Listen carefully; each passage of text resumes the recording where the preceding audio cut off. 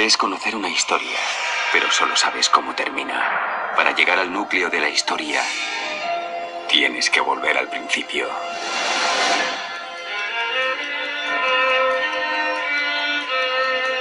Ante las persecuciones y las acusaciones sin fundamento, a mediados del siglo II, un grupo de defensores salieron a defender sus creencias, como el caso de Tertuliano, aunque procuró que sus escritos defendieran la verdad y mantuvieran en alto la integridad de la congregación y sus doctrinas, terminó corrompiendo la enseñanza verdadera. Aunque todavía no existía la Trinidad, el concepto que Tertuliano tenía del Padre, el Hijo y el Espíritu Santo era muy diferente a la Trinidad de la cristiandad, pues él era subordinacionista, como todos en aquella época, al igual que mileniaristas. Consideraba que el Hijo estaba subordinado a su Padre. En su escrito contra Hermógenes escribió: no debemos suponer que haya algún otro ser aparte de Dios, que no sea engendrado ni creado. ¿Cómo puede ser que algo, excepto el Padre, sea más viejo y a causa de esto más noble que el Hijo de Dios, la palabra unigénita y primogénita? Ese Dios, que no requirió un hacedor para darle existencia, estará mucho más elevado en categoría que ese Hijo, que tuvo un autor que lo trajo a la existencia. Tertuliano, contra Hermógenes, declara además que hubo un tiempo en el que el Hijo no existía como persona, lo cual muestra que no consideraba que el Hijo fuera un ser eterno en el mismo sentido que lo era Dios. Un cardenal católico dijo a Tertuliano: se le debe considerar heterodoxo, que creía en doctrinas no ortodoxas, en la doctrina de la generación eterna de nuestro Señor. Respecto a Tertuliano, una fuente de consulta declara: esta razón, o logos, como lo llamaban los griegos, se transformó después, como creía Tertuliano, en la palabra o el Hijo, es decir, un ser real, que había existido desde la eternidad solo como un atributo del Padre. Sin embargo, Tertuliano le atribuyó una categoría subordinada respecto al Padre. Juzgado según cualquier explicación aceptada de la Trinidad en ese tiempo, el intento de salvar a Tertuliano de condenación como hereje sería inútil. Él no podría aguantar la prueba ni un momento. Su principal contribución a la cristiandad resultó ser una teoría que sirvió de base a escritores posteriores para fundamentar la doctrina falsa de la Trinidad. En su tratado titulado Contra Parseas, Tertuliano empieza diciendo: el diablo ha rivalizado con la verdad y ha opuesto resistencia a ella de diversas formas. En ocasiones, su objetivo ha sido destruir la verdad por medio de defenderla. Tertuliano cuestionó las enseñanzas de este hombre respecto a Dios y Cristo. Lo veía como un títere de Satanás que solapadamente procuraba corromper el cristianismo. En aquel tiempo, un asunto muy debatido entre los que decían ser cristianos era la relación entre Dios y Cristo. A algunos de ellos, sobre todo los de ascendencia griega, les resultaba difícil conciliar la creencia en un Dios con el papel de Jesús en calidad de Salvador y Redentor.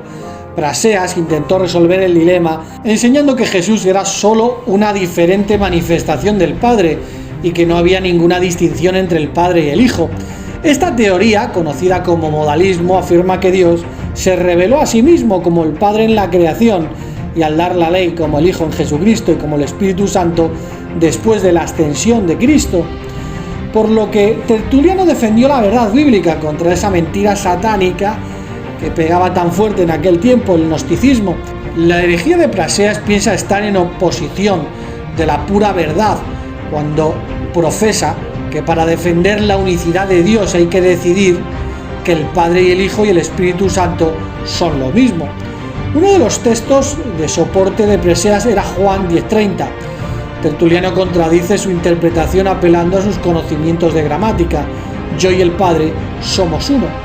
De aquí ellos toman su soporte tan ciego para ver en primer lugar que en este pasaje se habla de dos, yo y el Padre, y de que hay un plural, somos, inaplicable a una sola persona, y por último dice unum sumus y no unus sumus, para prevenir Jesús el pensamiento de ellos de merecer esto, como si él hubiera clamado para que lo considerasen Dios mismo, es decir, el Padre, por haber dicho yo y el Padre somos uno, representándose a sí mismo como el Dios, Hijo de Dios, y no como Dios mismo. Él dice, y está escrito en su ley, yo dije, ustedes son dioses, y la escritura no puede ser anulada. Ustedes dicen, de quien el Padre santificó y envió al mundo, que blasfemas porque dije que soy hijo de Dios. Con esto Tertuliano demostró que las escrituras hacen una clara distinción entre el Padre y el Hijo. Después de citar en 1 Corintios 15, 27 al 28, razonó, aquel que sujetó todas las cosas y aquel a quien le fueron sujetadas tienen que ser dos personas distintas. Tertuliano señaló la ocasión en que Jesús mismo dijo, el Padre es mayor que yo, valiéndose de diversos pasajes de las escrituras hebreas como el Salmo 8.5, mostró que la Biblia habla de la inferioridad del Hijo, por lo tanto, el Padre es distinto del Hijo, pues es mayor que el Hijo, concluyó Tertuliano. Dado que el que engendra es una persona y el engendrado es otra, de igual manera el que envía es una persona y el enviado es otra, y de nuevo, el que crea es una persona y aquel mediante quien se crea es otra. Tertuliano creía que el Hijo está subordinado al Padre, sin embargo, al contrarrestar el modalismo, fue más allá de las cosas que estaban escritas. Mientras procuraba erróneamente probar la divinidad de Jesús mediante otra teoría, acuñó la fórmula una sustancia, tres personas. Utilizando este concepto, trató de mostrar que Dios, su Hijo y el Espíritu Santo son tres personas distintas que existen en una sola sustancia divina. Fue el primero en aplicar el vocablo latino trinitas, Trinidad, al Padre, al Hijo y al Espíritu Santo. Sin embargo, esto en sí mismo no prueba que Tertuliano enseñara la satánica doctrina de la Trinidad. Por ejemplo, la obra católica, una enciclopedia teológica de la Santísima Trinidad, señala que ciertas palabras de Tertuliano fueron usadas después por otros para describir la Trinidad.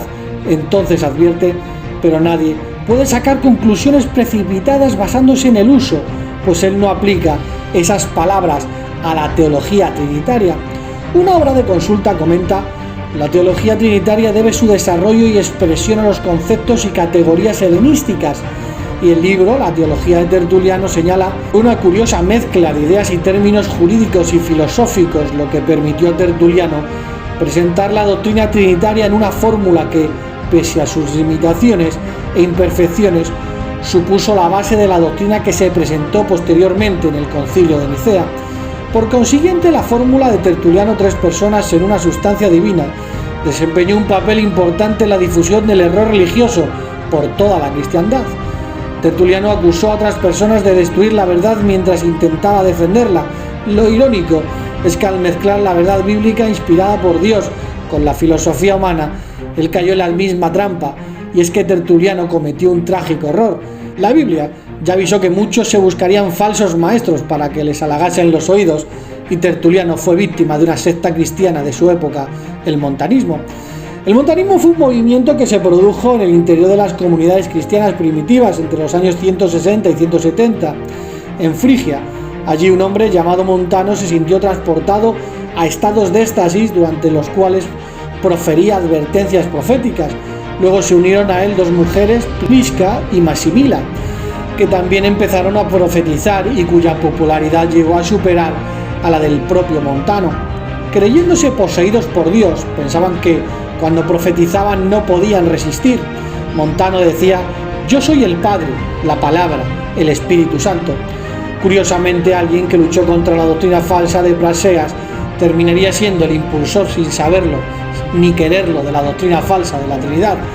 Con todo esto, aún así los trinitarios aseguran ver en estas palabras la doctrina de la Trinidad, pues Tertuliano dijo, definimos que hay dos, el Padre y el Hijo, y tres con el Espíritu Santo, y este número está hecho por el patrón de salvación, que produce la unidad en la Trinidad, interrelacionando a los tres, el Padre, el Hijo y el Espíritu Santo. Son tres no en dignidad, sino en grado, no en sustancia, sino en forma, no en poder, sino en especie. Son de una sola sustancia y poder, porque hay un Dios, de quien estos grados, formas y clases se delegan en el nombre del Padre, Hijo y el Espíritu Santo. Tertuliano, dice otra fuente de consulta, profesaba que el Padre, el Hijo y el Espíritu Santo son inseparables el uno del otro. Su afirmación es que el Padre es uno, el Hijo uno y el Espíritu Santo uno, y que son distintos unos de otros.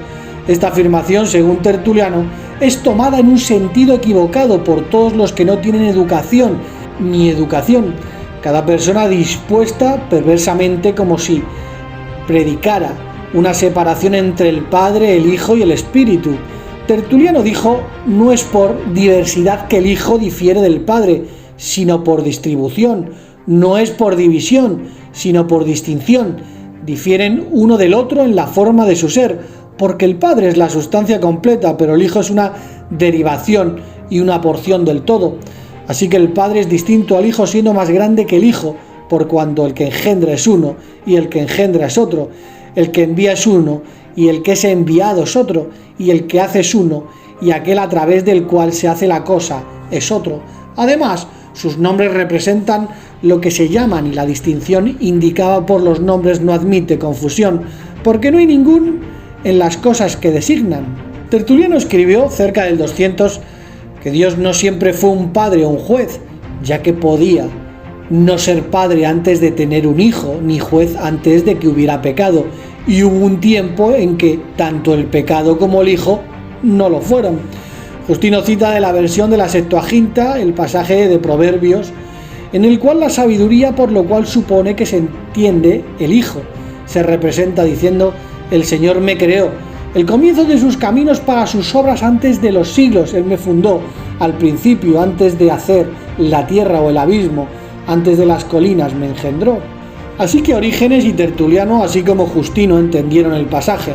Esta sabiduría que Justino consideró como la descendencia de Dios, producida como arriba y descrito, y él, el primero de sus producciones, supone que Dios se dirigía cuando dice: hagamos al hombre a nuestra propia imagen. Y es que todavía la Trinidad no se había inventado. En el siglo II, los cristianos, además de odiados y perseguidos, eran mileniaristas y subordinacionistas.